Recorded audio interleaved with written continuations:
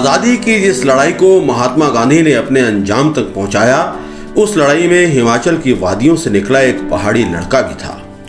कांशीराम नाम के इस लड़के ने अंग्रेजी राज के खिलाफ आवाज़ बुलंद करने में संगीत को जरिया बनाया और कविताओं, गानों और धुनों के जरिए अंग्रेजी राज के खिलाफ घर घर जाकर आवाज़ बुलंद की। कांगड़ा में पैदा हुए कांशीराम ने पहाड़ी भाषा में कई गाने लिखे, अंग्रेजी राज के खिलाफ पहाड़ी भाषा में कई कविताएं लिखी और उन्हें गांव गांव जाकर, नुक्कड़ चौराहों पर जाकर हिमाचल की वादियों में भी अंग्रेजी राज से आज़ादी की भूख पैदा कर दी। कांशीराम कांगड़ा के देहरा में पैदा हुए थे। देहरा में डाडा सिवा नाम के एक गांव से निकलकर पहली बार वो जब काम की तलाश में लाहौर गए तो वहां उनकी मुलाकात लाला लाजपत राय से हुई। उनसे मिलते ही बाबा कांशीराम आज़ादी की लड़ाई की तरफ खूब आकर्षित हुए और इस लड़ाई को अपने अंदाज में लड़ने के लिए उन्होंने पहाड़ी भाषा को जरिया बनाया। कांशीराम आज़ादी की लड़ाई के दौरान 11 बार जेल गए। उन्होंने अपने जीवन के 9 साल जेल में ही बिताए और जेल के अंदर ही उन्होंने 508 कविताएं, 8 कहानियां और 1 उपन्यास लिख डाला।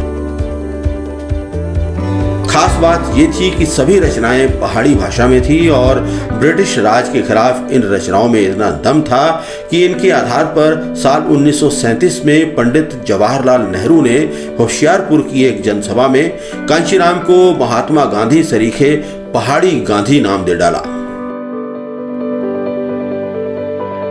1931 में जब भगत सिंह, सुखदेव और राजगुरु को फांसी की सजा हुई तो इस घटना का बाबा कांशीराम पर गहरा असर पड़ा। उन्होंने प्रण किया कि वो ब्रिटिश राज के खिलाफ उम्र भर काले कपड़े ही पहनेंगे।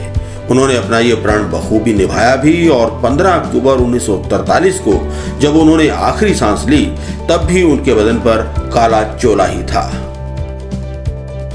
उनका कफन भी काले रंग का ही था और मरते दम तक उन्होंने अपना प्रण पूरी शिद्दत से निभाया।